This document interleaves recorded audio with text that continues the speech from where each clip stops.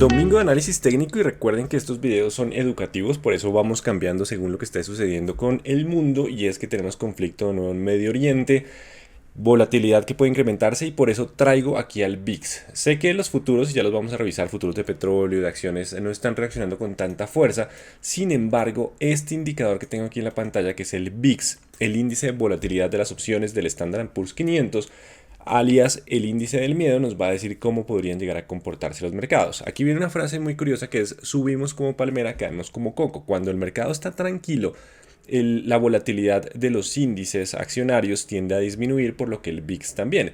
Cuando hay escenarios de riesgo, el VIX tiende a subir, anunciándonos que la gente está dispuesta a comprar más opciones, pagar más por esas primas, porque está cubriendo la volatilidad. De hecho, las opciones se valoran con base en la volatilidad implícita. Esa es la relación de por qué un mayor VIX implica mayor cobertura, mayor costo por la volatilidad, mayor apetito por las coberturas, podríamos decirlo. Si me voy aquí a la historia, vamos a encontrar la pandemia con un salto hasta los 83 y en la crisis de 2008 también tuvimos volatilidades bastante altas. ¿Esto qué significa? Imaginen esto como los cambios que podrían llegar a tener los índices accionarios en Estados Unidos, específicamente el Standard Poor's, donde podía moverse entre el 8% o 7% diario cuando estuvimos en la crisis de 2008, cuando estuvimos durante pandemia, y pues movimientos muy tranquilos de 1%, menos del 1%, 1.3% diario, es lo que significa un VIX relativamente bajo, que es cuando está cerca del 12, 13 o 14. El VIX está subiendo, así que el mercado se está preocupando y la gente está empezando a adquirir opciones cubriendo la volatilidad, y las opciones en ese precio de la prima empiezan a decir: ok, como hay mayor expectativa de volatilidad, los precios o las primas empiezan a subir. Y eso es lo que está pasando. ¿Y esto qué quiere decir? Que nos toca prepararnos para próximas semanas que pueden tener mucha volatilidad. No soy experto en temas de conflictos internacionales, si bien muchos analistas he revisado están esperando que se mantenga lo que, o bueno, que aparezca una solución diplomática. Yo no estoy tan seguro que esta vaya a ser digamos que el mecanismo de corto plazo. Posiblemente haya un poco más de tensiones y pues recordemos lo que ha pasado con Rusia y Ucrania, que eso no ha terminado.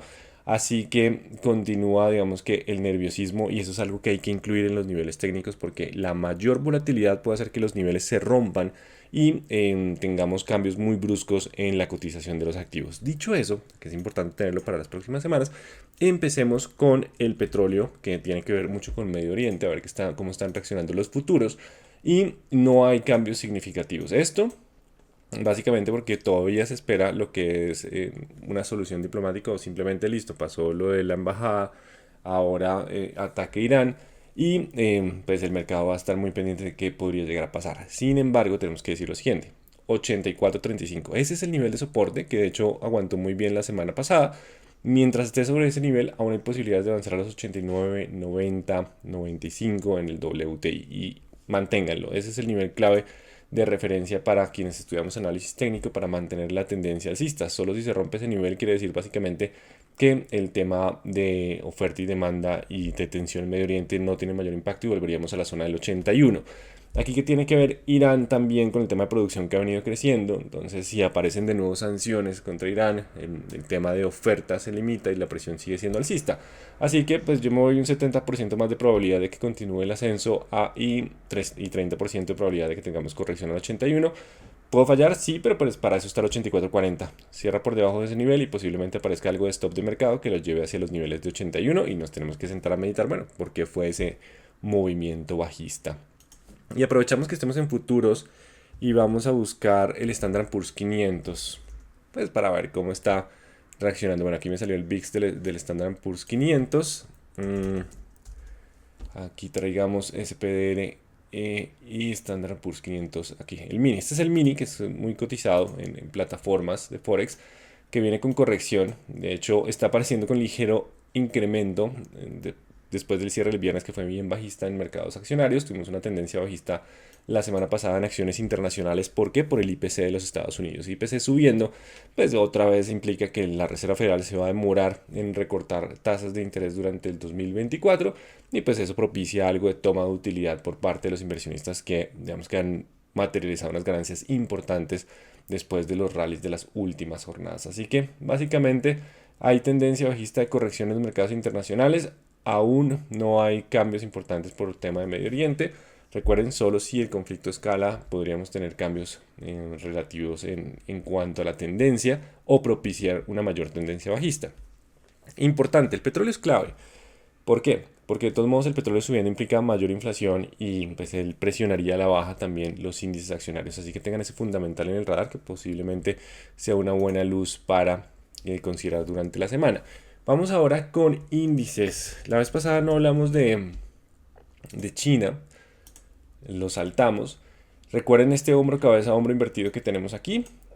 No logra pasar la resistencia de los 17,200 y es que la teoría de hombro cabeza hombro invertido dice, ok, cuando rompa la línea de cuello se considera que ya se da el cambio de tendencia. Mientras tanto no, seguimos en ese movimiento. Recuerden que puede existir un hombro cabeza hombro con múltiples hombros. Entonces hasta que no rompa este 17,315 no tendremos el movimiento alcista.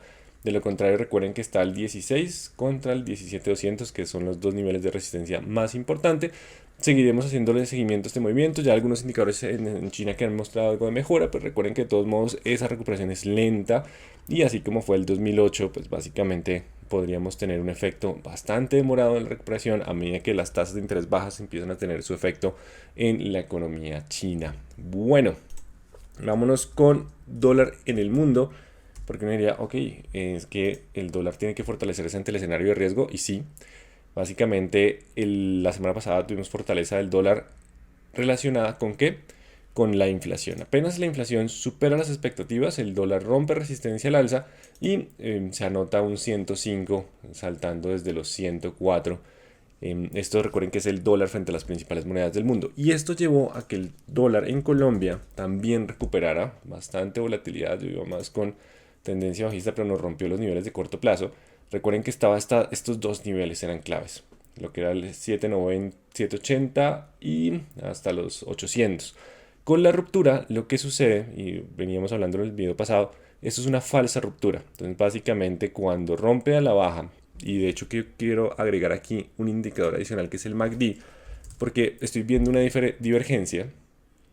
En ese MACD, si ustedes notan, el precio del dólar bajó, pero el MACD subió levemente. Es lo que llamamos una divergencia y esto puede llegar a generar un cambio de tendencia de bajista a alcista, aumenta la probabilidad de ese suceso.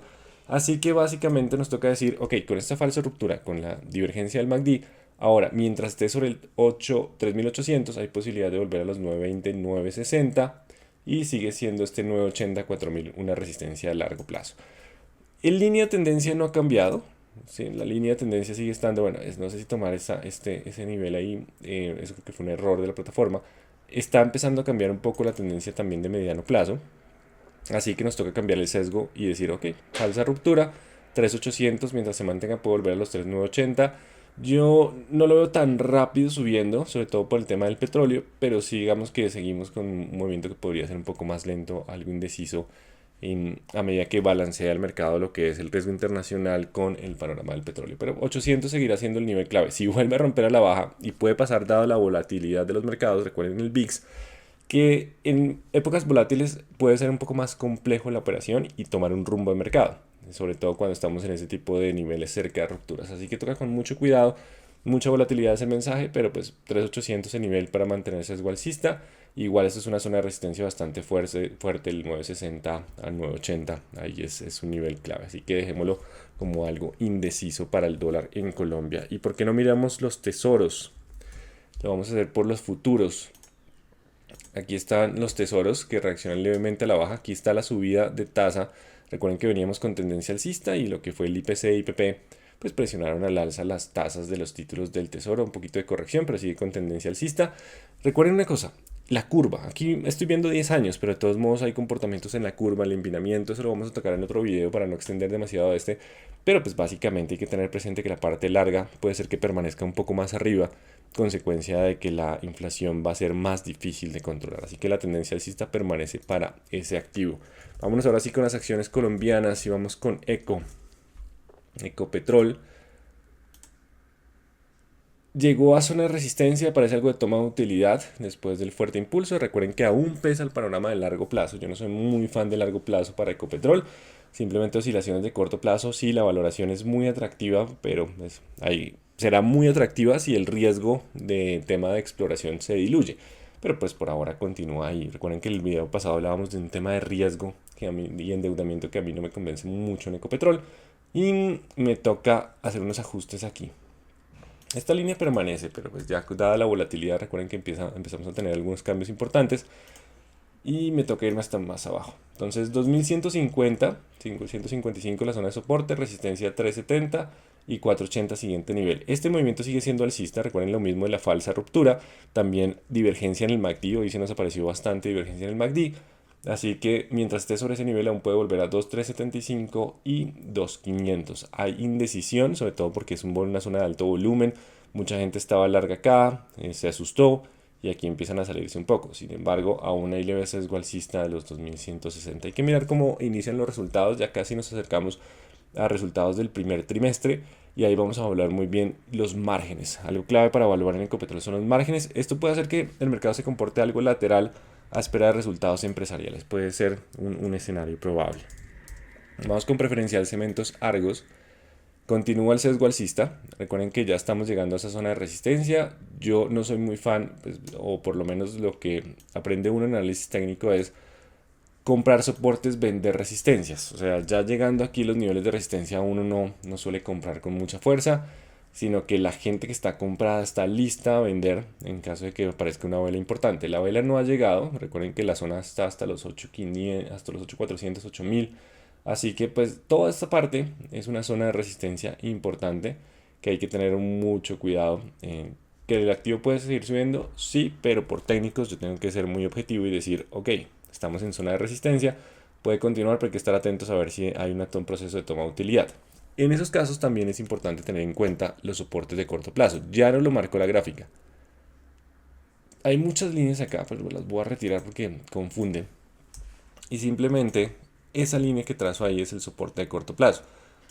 El mercado, mientras esté sobre los 7200, hay posibilidad de continuar con el avance. Rompiéndolo podríamos tener una corrección un poco más fuerte, hacia los 6800, incluso 6400. Sí, una corrección después de tendencia alcista en lo que llamamos las ondas de Elliott, el movimiento de corrección, porque estamos en la tercera onda. Este es el panorama para preferencial Cementos Argos. Vamos para preferencial Grupo Sura, ya se acerca a los 22. Avanza con mucha fuerza, viene el mismo escenario, ya está en esa zona. Yo ahí tengo que decir lo mismo, estamos en zona de resistencia y tengo que colocar el soporte de corto plazo.